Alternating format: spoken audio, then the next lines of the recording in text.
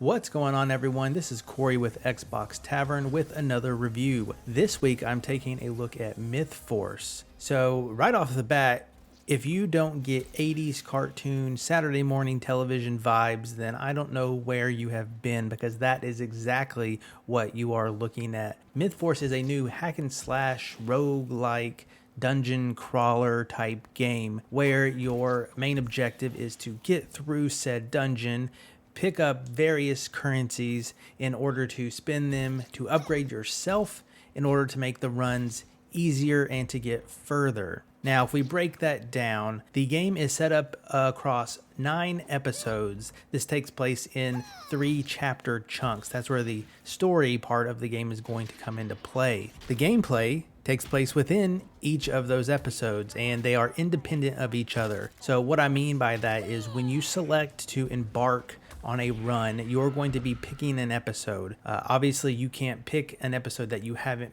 yet got to, but any ones that you have previously beaten or are up to, you can select to pick for that run. Once you are done with that run, which usually contains in the ballpark of 14 to 16 different rooms to get through, you are done and taken back to the lobby or the menu. So right there, the flow of the game is broken up, and I don't quite like that, especially in a game like this where as you're going from room to room, conquering each one, destroying all the enemies in that room in order to progress, you are given the opportunity of opening a chest that will grant you perhaps a trinket or a perk or something that makes you a better warrior to get through this dungeon. And by the time you are done, it's all taken away from you at the end of that small little run, just to go back to the main menu and spend your currencies and kind of start back at the bottom for the next level. Even if they're within the same chapter, each episode is kind of segregated into its own little world, if you will. So let's talk about the characters. The characters you're going to be picking from are a knight, a warrior, I believe, a rogue, and a mage, and they all have their own unique combat to them. My character of choice was the knight, and this character had a mace and a shield and a bow and arrow. So each character has 2 sets of weapons, usually a closer up weapon and a range weapon. And as you go through the game and get perk upgrades, you get to pick which perk you want, and they will usually go to a specific weapon type. So you can definitely focus in on a very particular type of combat that you like. I pretty much stuck to just increasing the mace that I was using for that close combat. Now, when it comes to the combat of the game, like I said, every room just about will contain enemies that will spawn. After you defeat what is there, more and more enemies will spawn. There seems to be no indicator to know that you are, however far into that room's enemies. You just have to keep doing them until they stop and they let you go through the gate. But as you do that, you're going to be finding gold, shards, and glyphs. Now, what are these currencies and why are there so many? Well, the gold is twofold. You can use it in your runs when you run into a shop if you want to buy upgrades or potions for that run. Anything that you don't use gets carried back over to the lobby, the main menu, where you can spend them on various vendor upgrades. Now, those vendor upgrades rely on these glyphs. The glyphs are the more rare currency. Usually you only get them after defeating a mini boss or a main boss. You might find one here or there in a secret room or what have you, but most of them are going to be coming from a reward that you get from defeating a boss. Each vendor has different tiered levels, and the vendors include weapons upgrades, potency of the perks, so the perks that you get, how high they can go. You can affect the loot pool with one vendor by increasing the drop rate for your favorite trinkets. And then there is one more that allows you to kind of enhance general character stats and whatnot. But back to the glyphs, each one of these vendors has their own upgrade sections, and these glyphs are what it takes to upgrade them so that you can pick the individual upgrades you want for each of their shop, and they are pretty expensive and they go up exponentially each time you upgrade them. So you're going to be running this game a lot, not just for the fact that that's kind of the general flow of this roguelite game, where you're going to continue to get this currency and upgrade yourself. They really force it in there with this upgrade system. Now, I did mention shards. That's another thing that you pick up.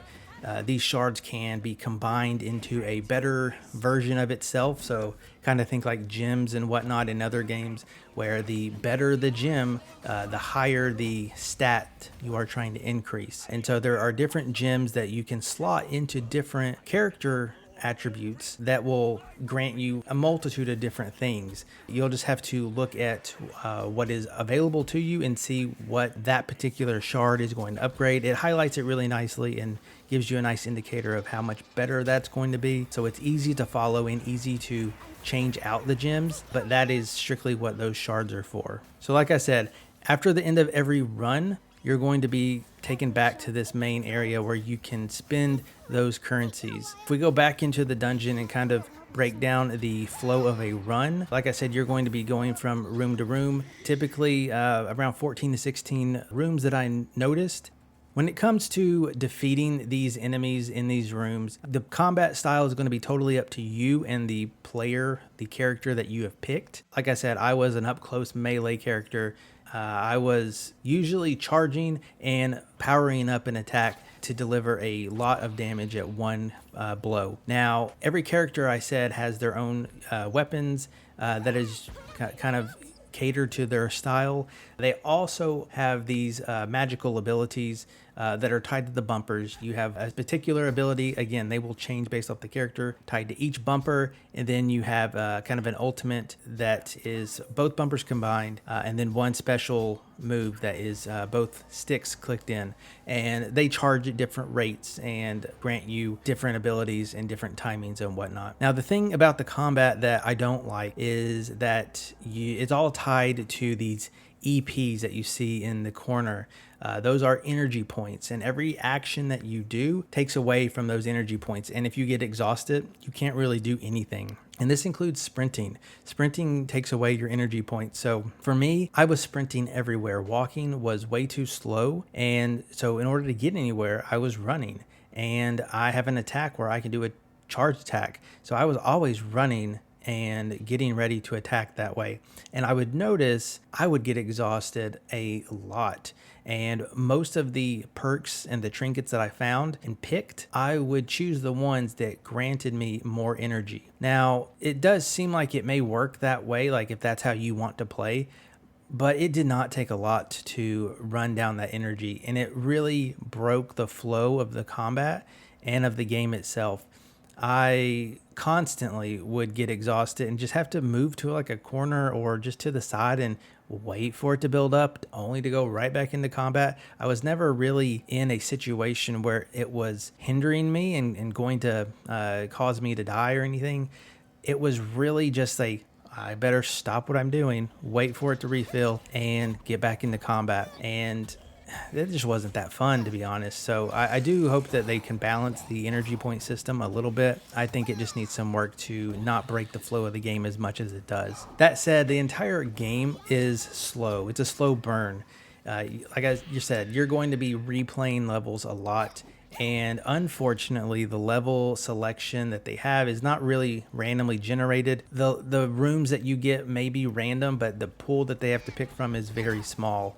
The maps are not big, and you will come across a duplicate map very often. So you will learn these maps, and it will not take you long to do. And I think that kind of takes away from the game. In today's day and age, we're so used to procedurally generated, and it doesn't have to be like that. But if there was a bigger pool of maps to pick from, I think that would be very beneficial for this game. That also said, I played a lot of this game alone, and it wasn't super great. It was slow. The runs themselves probably ballpark in the range of 30 to 45 minutes per episode, and it was just really slow because, like I said, the enemies, they come and go as you defeat them, and you could be wandering around for like a good 20 seconds trying to figure out where the next enemy is. Even though the maps aren't that big, they come out of weird spots, and sometimes I think you can kill the enemies too quickly and you have to wait around. I'm not positive on that, but that's how it felt to me. On the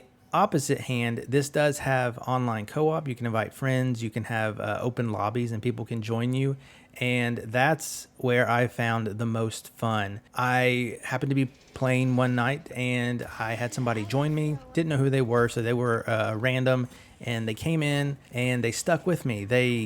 We finished the episode. We got taken back to the lobby, and I've had this happen once before where somebody joined and they left, or they even left mid-round, mid-game. But this one person stayed with me, and they sought out the game, at least 2/3 of the game with me, and it was super fun to play with somebody. Even though we weren't speaking, we were not in a party, we were kind of on the same page. We were using in-game chats and waving and using the emotes at each other, and we were really helping each other out. Did it make the game easier? Yeah, but I think the game was a lot more fun. Speaking of easy, there is combat selectors from easy to hard, and then there are special mythic difficulties. So that's really where the replayability comes in for this game. You may want to replay this game on the hardest difficulty, and to do that, you're going to have to replay these 9 levels in any order that you want. Remember, they are individualized and you don't have to play them in order, but you can play whichever ones are your favorite or you're best at, and just grind out those currencies and slowly upgrade your character to where you can play these harder difficulties, and maybe that will give you some satisfaction. If you're just here to play through the game once, it's not going to be a super long experience, especially if you have a friend to do it with. It's just that kind of slow burn type game. So I hope that's been a good review for you, and I hope you've made a decision whether you want to check it out or not. The art is spectacular. They could not have done a better job with that.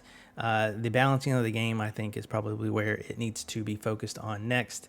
But I would love to see a sequel in this exact same art style. Bring in some more enemies, some more character models. Give me some more cutscenes, to be honest, because that's where this game shines, is the artwork and really that 80s cartoon nostalgia vibe. So that's where I want to see more of this at. Maybe even a different genre. I don't care. If it looks like this, I will check it out. So I've been Corey. This has been MythForce. And if you aren't on xboxtavern.com already, be sure to go there, check out all of our reviews, and I will catch you in the next one.